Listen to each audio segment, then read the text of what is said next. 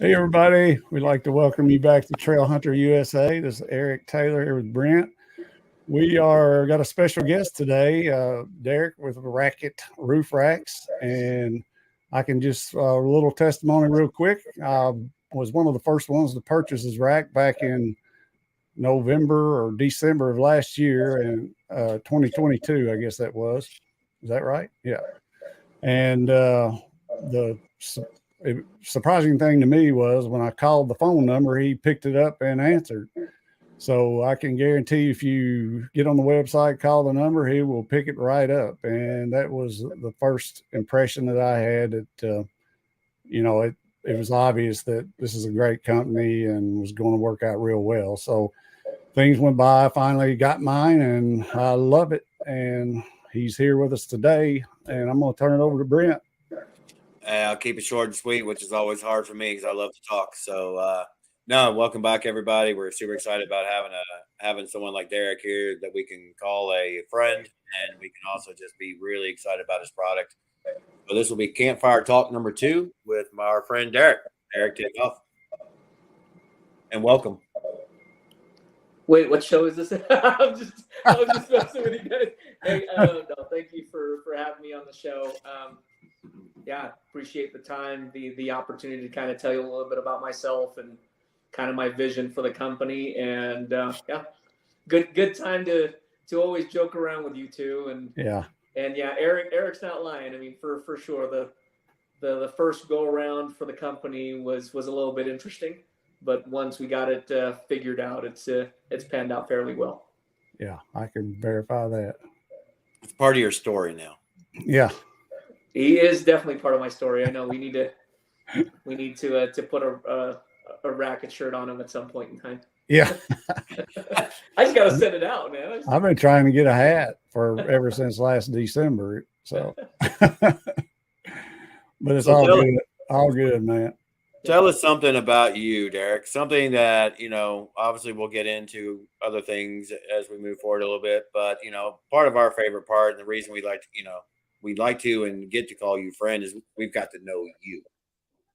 Tell us some interesting things about yourself that maybe you haven't had a chance to put out there before. All right. So I was born in the Philippines. Okay. My grandmother worked for Imelda Marcos. She was actually Imelda Marcos's secretary. Wow. So, yeah, go figure. Apparently, I've been involved with politics since I was a little kid. At one point in time, I was a Pepsi model. Oh, do tell. Oh, do tell. Yeah, you could edit that out if you want to, but I am telling the truth. At some point, that was the case. That's getting Google searched. Yeah, that's right. It was a long time ago, but I owned a nightclub. I'm an entrepreneur. Just my backing, my mindset. I like the idea of innovation and creating different things. And, what it really came down to is bought a Bronco, found a want and a need for it and moved forward and started creating. Outside of that, I've got 2 kids that both go to the University of Utah. I'm a big football fan and I am a poser. I'm going to tell you that right now. I am a poser. As much as I want to become an overlander, my last overlanding event, I was stuck in a sandstorm, and that sucked. So I've got to get to a point where I'm comfortable going somewhere and waking up and actually enjoying myself. So what have you? Because obviously you have a Bronco now, which was part of your creation, if you will. What are some other off-road? Or not even off-road? What are some other favorite vehicles you've had since your first one, maybe? Or what was your first car? So my first car was a Mazda B2200. Nice. Manual transmission. Blew the transmission in about a month. Thought I was a racer and grew up in Vegas and blew the transmission the first month. My favorite vehicles, I had a straight 6 1990 Jeep. And that thing was a whole lot of fun, but had to deal with the death wobble, had to deal with the electrical problems, U-joint drive shaft issues. So that was kind of a pain in the butt. But no, my favorite so far is the Bronco. Like I like the fact that right now I actually don't have a roof rack on my system, and it's kind of nice because then I can just open it up to position 2, which I just had to explain to Eric. Position 2 in my mind is when you unlatch and you pull the soft top back one. Yeah. Yep. When did you get your Bronco? I ordered mine in I think it was August 2021, and it was during that crazy time where used cars were like, to sell back a used car was a lot of money, right? So we had a Honda CRV, my wife's Honda CRV, and basically what ended up happening is we got 8,000 back from Honda that all went from a used and a leased vehicle, and we just threw all that into the Bronco in December. So December 2021, I was one of the first ones in the area, and I actually picked mine up in Wyoming. Wow, that's cool. I got mine in January 2022, so you just barely beat me. Yeah, the priority, man. Yeah. You needed design time. Good thing I wasn't the one that came up with the design, because y'all still be waiting. So yeah, I was the end of 22. So oh really? Yeah, end of October in 22, I finally got mine from a day one start. Wow. Yeah, I went from the 20. I got kicked to the my 22, lost my antimatter blue, had to go to eruption green, which I love. Yeah. With dealer called me and said, "Look, there's about 2 weeks left. If we don't hear something, it's going to be moved to a 23." I'm like, "Oh, what new color can I pick now?" Right. But yeah, so just barely made it in under the line. I was thinking about ordering another one here back in April. Right? Was that the last? Wasn't there like an open? Yeah, there was open window again. I don't remember I was exactly thinking about when. doing it, but I'm gonna wait until they kind of work the bugs out a little bit. So since you ordered your Bronco, we'll ask Eric first. With what you ordered, what did you get out of what you wanted originally? My first order, I was supposed to get a 2021, and I had ordered. I had to reorder because they sent me an email and said, "You're not going to get that. You're going to get a 2022." And I had wanted a hard top and a trailer hitch, and I was going to get the V6 too. And when I reordered, I knocked all that off and got the soft top and the 2.3 and and no trailer hitch.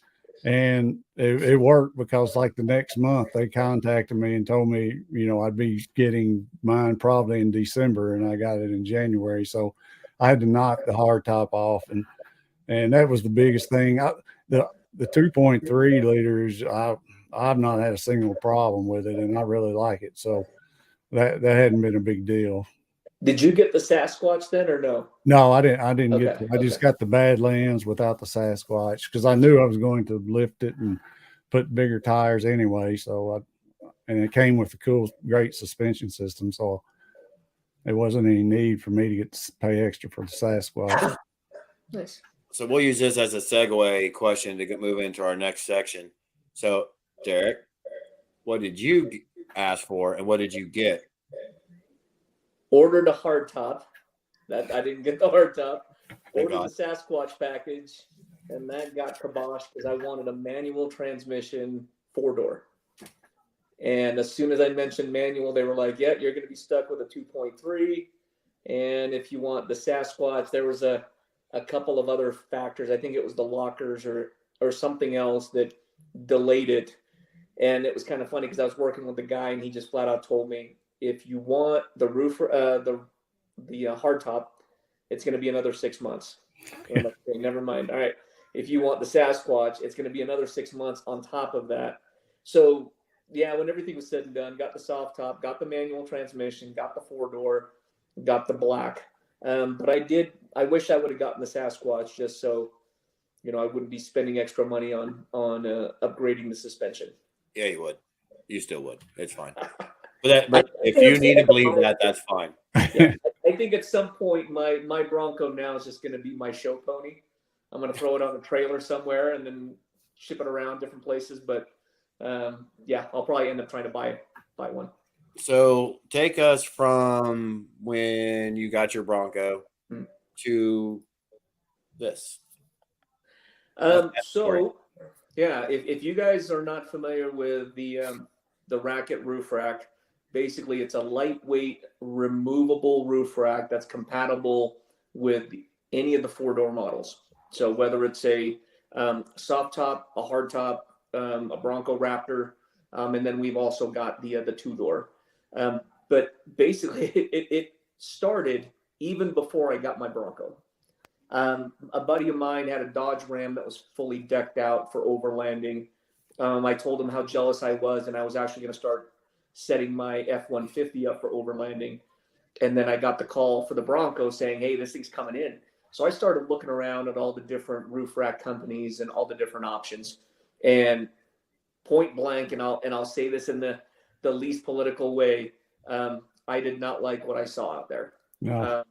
Everything that I saw limited the capabilities of me having a convertible. Like, why have a convertible if I can't convert it? And then at the same time, it was knowing that my only other option is to either set it up for overlanding and then having to get a trailer, and have to haul a trailer around. Not that there's anything wrong with that. I agree. But what it came down to was I wanted one for myself. I designed it, met with the right fabricators, kind of ran through the system, and come to find out that the market was missing what my vision was. So we partnered up with the right fabricators, brought in an operations manager.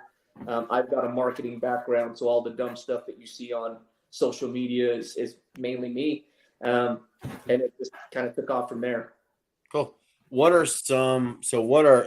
kind of alluded to the fact that obviously it lets you use a soft top when you still want to. What are just some key features that tie to that, or just otherwise, what are some differences with yours versus other options?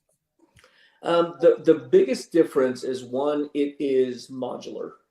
So it's not just one piece, right? So we designed it so that the front assembly also works as a light bar mount. Nice. It's pre-drilled at 40.75. So you literally can go out and find a 42-inch light bar or a 42-inch spotlight bar, and they're built to have brackets that kind of come in, and it would fit right on there. Number two, the basket is reversible. So one side is a basket with about a 2-inch lip, and you can remove it and flip it over. And by doing so, now you have a plank system. So now you'd have a flat panel for rooftop tents. The rear has, and Eric has tested this personally, the rear has some sturdiness behind it. And basically that is a rear tower assembly that also works as, it has MOLLE panels on the side. It's got storage space up on top, so you can put traction boards, you can put a water pack, whatever the case may be. So the idea behind it was not being married to one option. If I want to load it up and go take it somewhere, I can. If I want to take it easy, and be able to drop the top, I can. Very cool. Yeah, it's I was looking for one of these racks ever since I got my Bronco, because I don't take the top off often, but when I do, I want to be able to, and it's very easy to slide this rack out, and then you can use it as you're looking at mine there. You can use it as a basket, or you can flip it over and use it, put a rooftop tent on it. It's just a lot of options with that. And light bar is coming soon on there. So it's just a great system that he has. And I'm so glad he decided to design one. Because like you said, I was looking for a rack, and all of them I was going to have to unbolt everything, take everything off if I wanted to be able to access my roof, my soft top, to take it off. So it's a great system. So this is what you're talking about here, right? Where you got I think they're called nutserts. Rib nuts. Rib nuts. That's it. Knew I was close. And so that's what you can light your existing or future light bar to? Yep. Yeah, it's just an M8 bolt. So you just have your M8 bolts. You'll have your light bar system, and literally it just matches up. And Eric, real quick, on your side, how long does it take you to remove the rack? Oh, less than 5 minutes for me. And once you get used to it, it may be a little bit longer, maybe the first time, but once you get used to it, I mean, I can have it off in 5 minutes.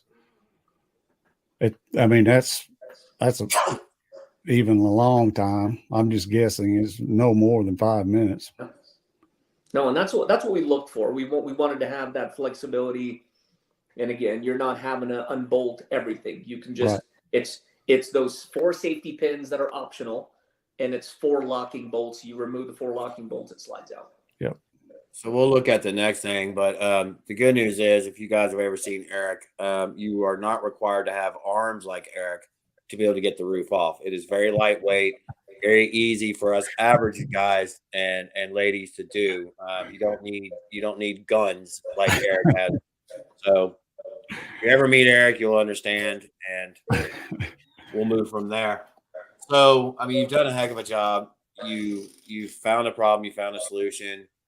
From talking to you, one of the things we love about you and enjoy about you is you're not someone who ever just settles and stops.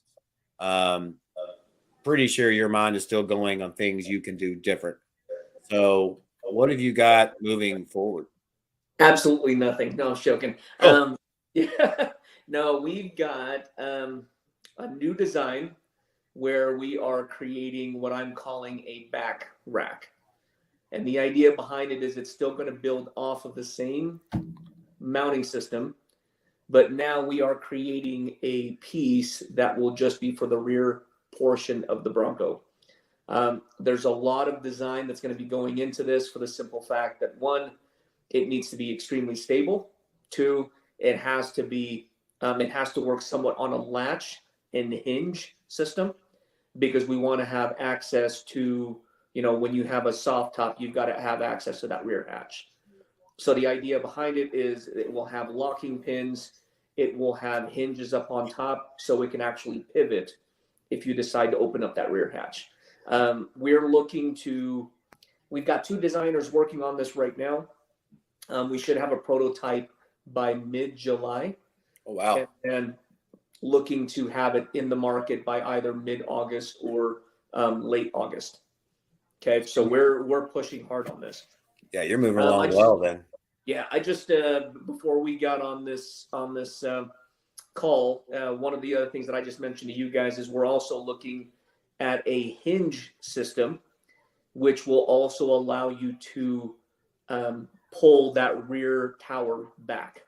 There's a lot of design work to that, but basically what I'm trying to do, if you are not familiar with this Raket system, we believe that there's a lot of people in the market that's looking for just a back option, so they're not married to having a roof rack.